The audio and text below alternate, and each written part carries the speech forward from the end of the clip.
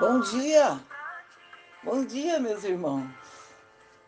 Este louvor retrata muito o que nós estamos passando agora, né? Hoje o céu amanheceu,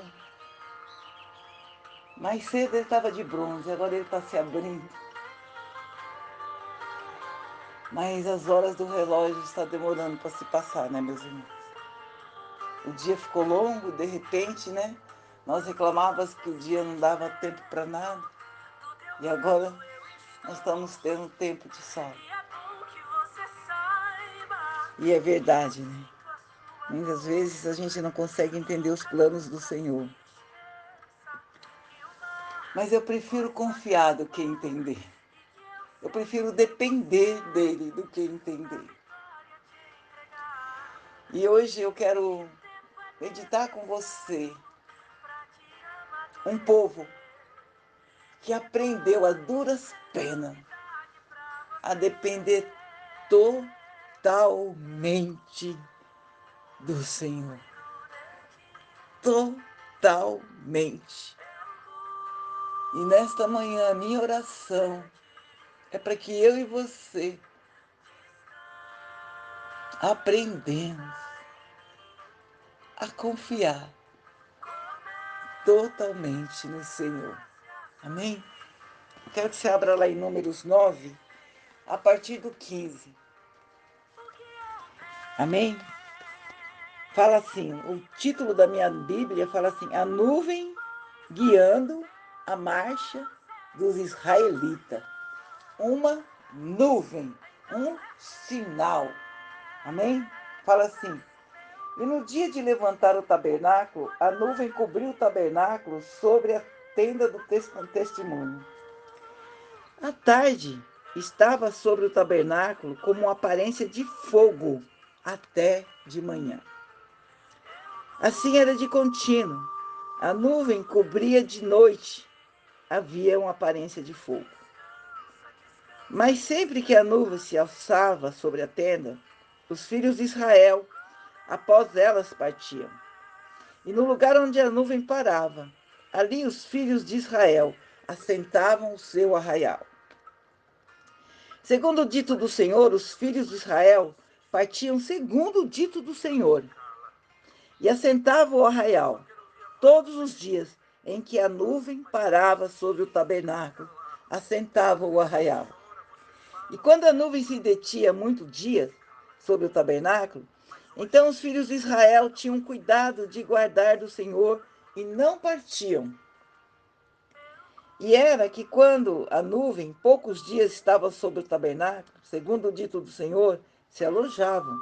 E segundo o dito do Senhor, eles partiam. Porém era que, quando a nuvem, desde a tarde até de manhã ficava, a nuvem se alçava de manhã. Então partiam, quer de dia, quer de noite, alçando a nuvem, partiam. Ou quando a nuvem sobre o tabernáculo se detinham 2 dias, ou um mês, ou um ano, ficando sobre eles, então os filhos de Israel se alojavam e não partiam. Alçando-se eles partiam. E segundo o dito do Senhor se alojavam, e segundo o dito do Senhor partiam. Da guarda do Senhor tinham cuidado, segundo o dito do Senhor, pelas mãos de Moisés. Amém?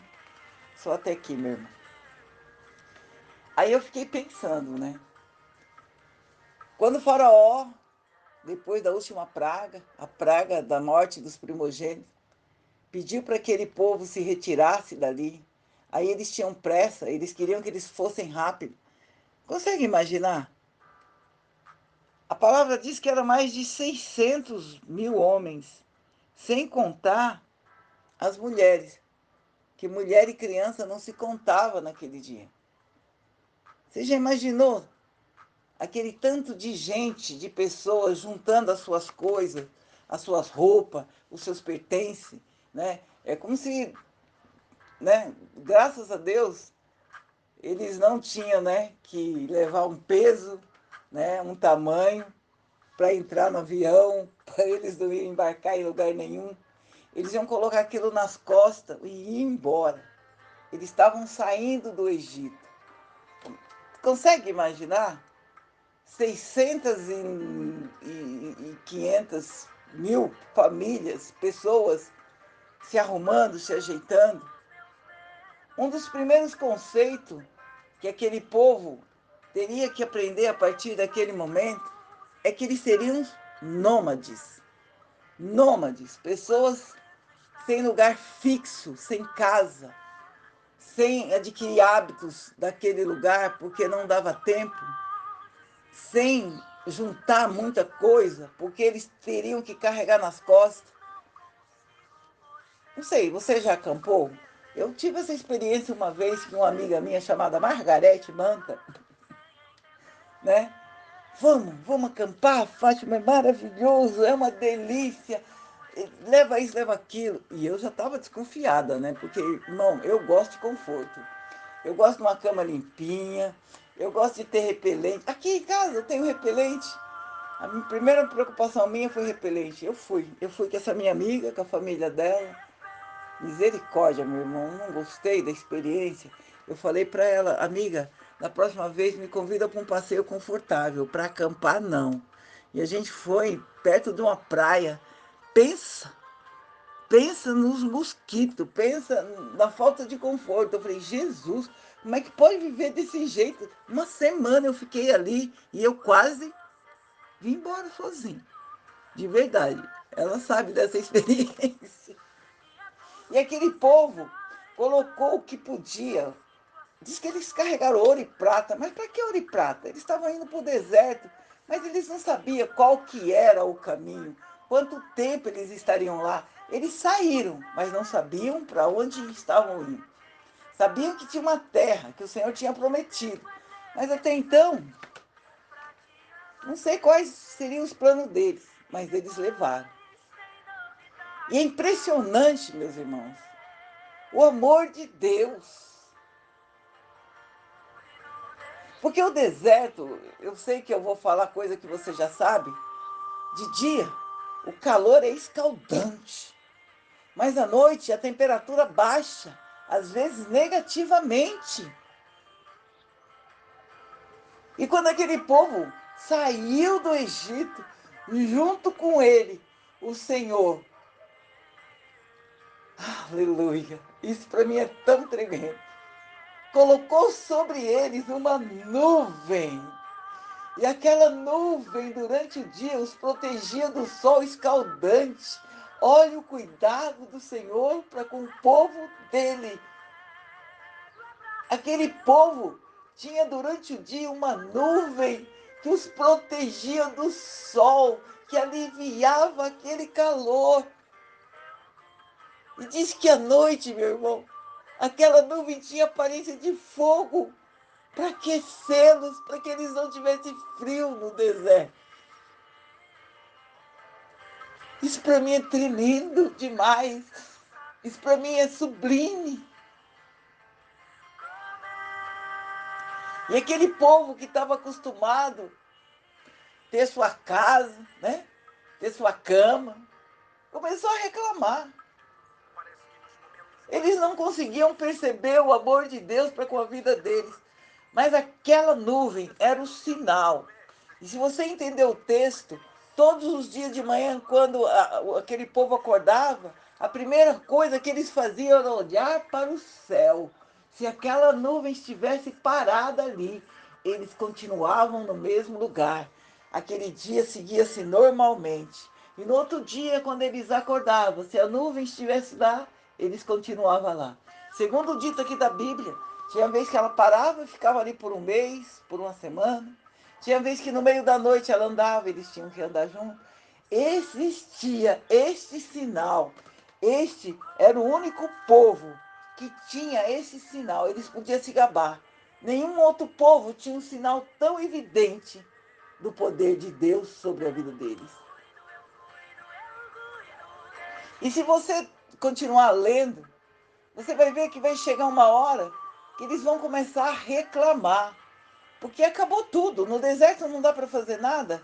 O gado que eles tinham levado já tinha morrido, porque ninguém cria gado sem pasto, ninguém cria gado sem água. E eles começam a reclamar com Moisés. Eles começam a lembrar do Egito, da terra deles, onde eles eram escravos, mas ele tinha porção de pão todo dia, ele tinha carne, eles tinham frutas. E eles começam a questionar Moisés.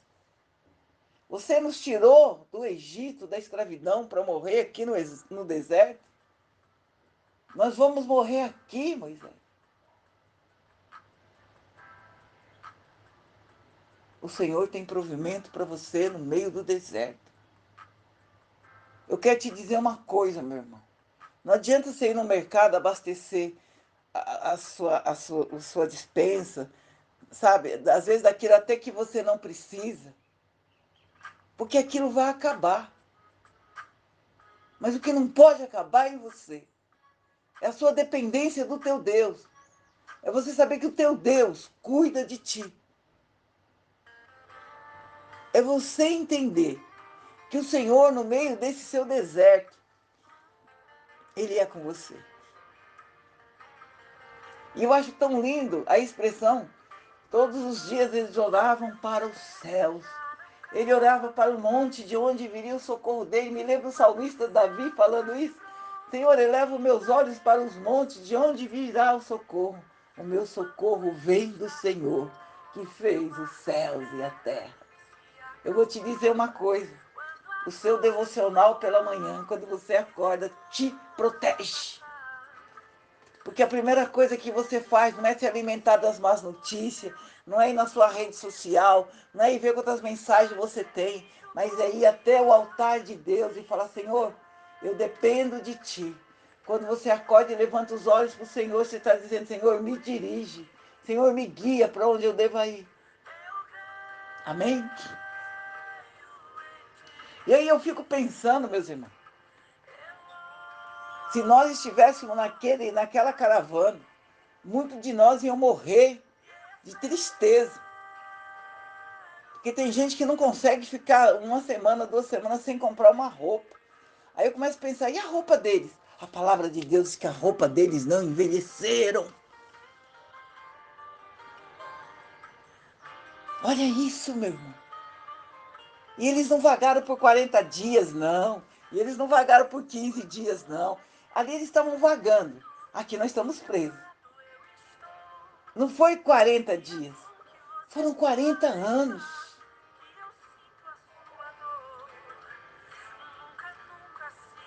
Qual hábito você precisa mudar quando tudo isso acabar? O seu hábito de juntar as coisas, de querer tudo, de guardar. Essas coisas não nos deixam mudar. Não nos deixam ir adiante, elas nos mantêm presos. Nós nos prendemos numa rotina. E quando essa rotina teve que mudar, tem gente muito triste, muito desesperado. O Senhor cuida de ti, meu irmão. Descanse. Relaxa. Tem gente que está com dor no corpo, porque está tenso. Calma, meu irmão. É só um tempo, vai passar. É a hora de você colocar sua fé em prática. É a hora de você se alimentar da palavra de Deus. Você tem uma reserva com você, você tem ouvido, você tem ido ao culto, você tem ido à célula. Põe em prática tudo isso que você aprendeu, tudo isso que o Senhor te ensinou. A roupa deles não se acabaram, não se envelheceram. Aí provavelmente você vai falar, mas eles não cresceram? A roupa do filho mais velho não fica para o mais novo? Não é assim que acontece na tua casa? Na minha acontecia isso. Aliás, eu só herdava coisas velhas. Mas lá a palavra diz que não envelheceram as roupas. Isso é tremendo. Diz que a sola dos sapatos não se gastaram no deserto, meu irmão. Não fique com medo. Não fique ansioso. Espera no teu Deus, o teu Salvador, meu irmão. O Senhor é contigo.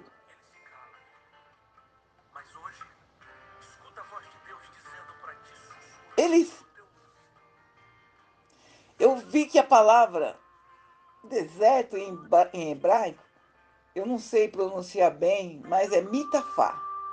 E o que significa mitafá? Lugar da palavra, ou seja, encontro da palavra. Presta atenção, deserto é o lugar do encontro da palavra, é onde o Senhor se encontra. Eu não sei, mas eu posso pensar, é porque o deserto é o único lugar onde o silêncio é suficientemente capaz de ser ouvido. Estranho isso, né? Ouvir silêncio, mas é no seu silêncio que o Senhor vai falar ao seu coração. É hora de aquietar a tua alma. É hora de recolher-se dentro de você e deixar o Senhor falar com você. É hora de você saber quem é você em Deus. Quem é você em Deus? É hora disso, meu irmão. É hora de você ouvir o seu silêncio, porque é no seu silêncio que o Senhor vai falar. Não tinha um supermercado para ele ir lá correndo comprar o que ele precisava, não. Não tinha o atacadão, porque hoje estou vendo gente reclamar que está faltando uma coisa ou outra no mercado. Ainda estamos no começo, pode ser que se agrave, pode ser que fique pior. Mas eu quero te dizer, mesmo que ficar pior, você vai ser alimentado, você vai ser sustentado. Quando eles começaram a reclamar, quando começou a acabar tudo, conta a Bíblia que durante a noite, aleluia, o pão caía dos céus, o maná caía dos céus. Oh, Senhor. E pela manhã, eles abriam a porta e recolhiam aquele pão para se alimentar durante o dia. E Deus era tão poderoso que aquele pão não podia sobrar para o dia seguinte. Sabe, aquela nossa mania de querer guardar, vou guardar porque amanhã eu não vou ter. Se ele guardasse para o dia seguinte, no outro dia, aquele maná estava azedo. Era para eles aprender a depender a cada dia do Senhor. Era no dia a dia. Eles acordavam, olhavam para o céu, a nuvem estava lá. Olhava para baixo, o pão estava lá. Aquele povo dependia exclusivamente do Senhor. Ninguém trabalhava, viu? Mas não tinha conta de luz para pagar. Você vai falar para mim, mas não tinha conta de água para pagar. Meu querido, quantas vezes sem estar acontecendo essas pandemias, você não teve dinheiro para pagar sua água, sua luz e você sobreviveu? Por que você está tão preocupada agora? Por quê? É hora de você colocar sua fé em prática. Você entendeu? Fé é aquilo que você exerce quando mais nada sobra para você.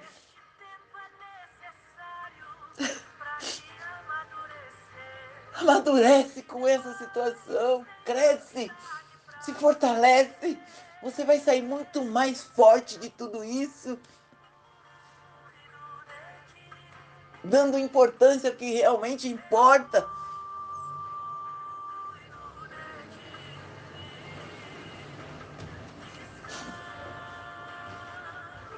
Amém? Eles eram nômades. Você vai falar, mas no deserto, qualquer lugar que eles parassem ia ser igual. Ia ser igual. Mas eles não paravam num lugar só. Eles não se grudavam aquilo que tinha. Eu conheço pessoas que se grudam tanto ao que tem, que preferem passar uma vida inteira sofrendo para não abrir mão do que tem.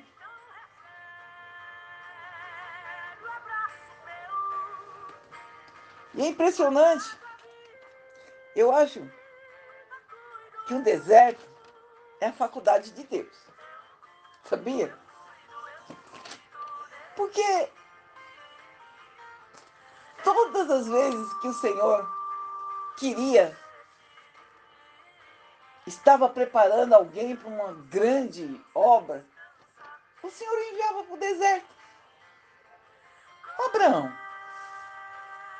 Abraão estava lá legalzinho, na casa dele, com a família dele, em Ur dos Caldeus, um lugar próspero. E o Senhor falou, sai daí, Abraão. Sai daí que eu vou te fazer pai de multidões. Sai daí que você vai ser assim abençoado. Sai daí que eu estou te mostrando uma terra. Sai que você vai ser pai de multidões.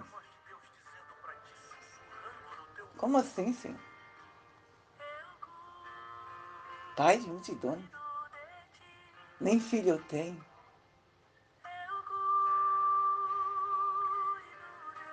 Será que se o Senhor chegasse para você hoje e falasse assim, eu quero que você vá para o Nordeste, sair daqui para ir para o Nordeste, que lá eu vou te prosperar. Larga seu emprego, onde você ganha razoavelmente bem, onde você tem convênio, onde você tem cesta básica. Sai daí,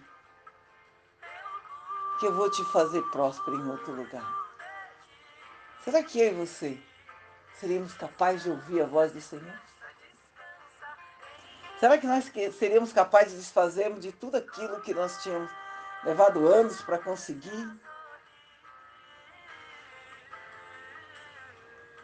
O Senhor te convida hoje a fazer uma viagem muito maior daquela que você quer aqui na Terra. Uma viagem celestial. Amém? E aí, Abraão foi para o deserto, vagou para o deserto tantos anos, tanto sofrimento, tanta necessidade. Mas a promessa que o Senhor fez sobre a vida de Abraão se cumpriu.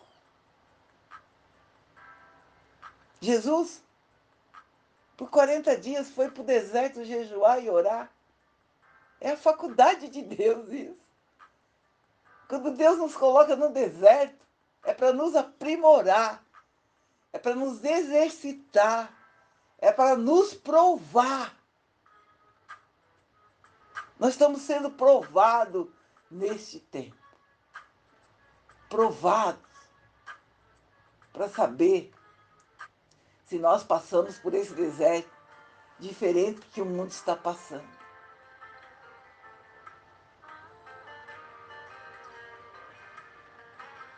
Sem angústia, sem desespero, sem medo. Moisés, depois que descobriu que não era filho da realeza, ele foi 40 anos lá cuidar lá das ovelhas de Midian. Ele ficou afastado por 40 anos, antes de voltar para o Egito e resgatar o povo. Ele também ficou no deserto. Deserto é lugar de aprimoramento, meu irmão. As pessoas estão desesperadas porque estão em casa. A tua casa é teu santuário, meu irmão. É teu santuário. Você não está preso numa cadeia. Você não está preso num hospital. Você não está preso numa cadeira de rodas. Você não está preso em nada disso.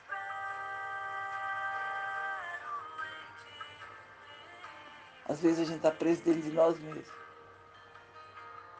E esse silêncio, esse tempo de nos avaliar, é mais pesado do que não poder sair.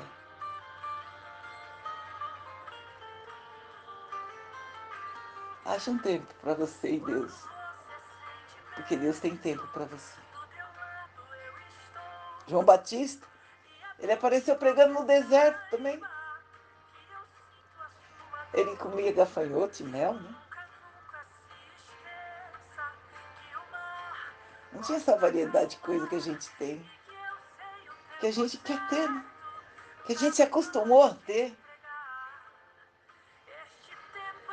3, 4 mistura na mesa, uma fartura, uma abastança. Mas é hora de você pôr em prática o que você fala sempre. Eu posso todas as coisas naquele que me fortalece. Pode mesmo, meu irmão?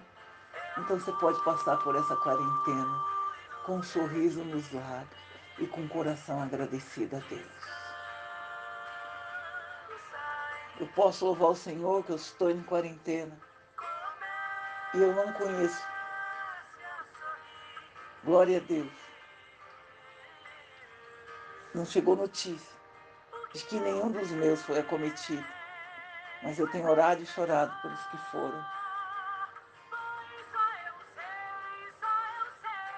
Para de murmurar, para de reclamar. Aproveita para ter comunhão com o teu Deus. Aquele povo no deserto foram 40 anos, meu irmão.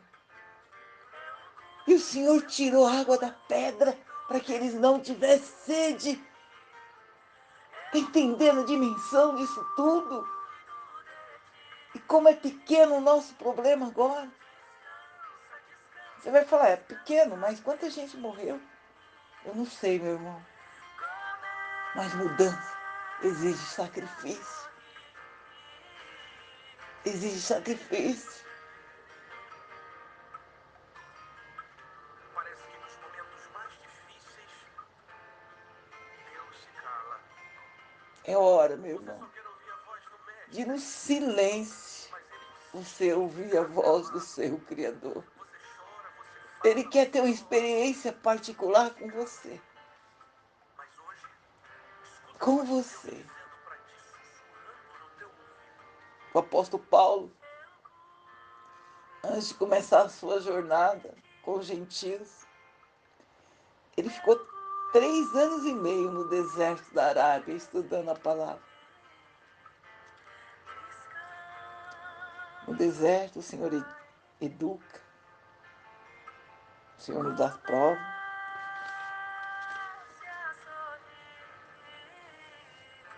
E o Senhor nos aprova. E existem outros desertos que a gente não quer enfrentar. O deserto espiritual, né? O deserto espiritual, o deserto emocional, o deserto da dor, o deserto dos amigos. Cada um tem o seu tipo de deserto. E está doendo muito mais do que essa proibição de sair de casa, de não estar no meio das pessoas, né? Outro dia uma irmãzinha falou, o culto vai ser de novo online. Aí eu fiquei pensando, né, antes de responder para ela. Eu falei, vai ser sim. Mas quantas vezes o culto era presencial e você deu 1000 desculpas para não ir? E não foi. Agora está fazendo falta. Está fazendo falta o contato. Está fazendo falta o abraço. Está fazendo falta os olhares, a comunhão. Por isso que eu falo que quando passar isso, eu creio que a igreja vai ser pequena para tanta gente. Que as pessoas vão saber que nem só de pão vive o homem, mas de toda palavra que sai da boca de Deus. Eu estou feliz porque vai haver mudanças. Vai haver mudanças, meu irmão. No plano espiritual vai haver mudança. Por isso, nesta manhã, meu irmão, não se preocupe, não se desespere. Olha para o céu. Você pode até não ver, mas tem uma nuvem sobre a tua cabeça. O Senhor te protegendo, te guardando. A minha oração nesta manhã é para que você possa sentir e saber que o Senhor é o teu Deus. E que é tempo de você colocar sua reserva espiritual em prática. É tempo de você evangelizar as pessoas. É tempo de você mandar mensagem de força, de fé. É tempo de se disseminar com boas notícias. É tempo de você fazer a diferença na tua casa, na tua família, dos colegas do seu trabalho. Eu sei que muita gente está trabalhando. Liga, faz uma oração com ele. Ora, peça para o Senhor o livrar, porque Ele está trabalhando e você está em casa.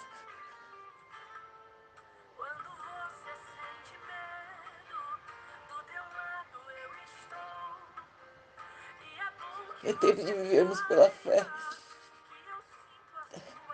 que nós declarávamos ter. Põe em prática a sua fé, meu irmão. Põe em prática a sua fé nesta manhã. Porque a nuvem de glória está sobre a tua vida. Bom dia. Bom dia.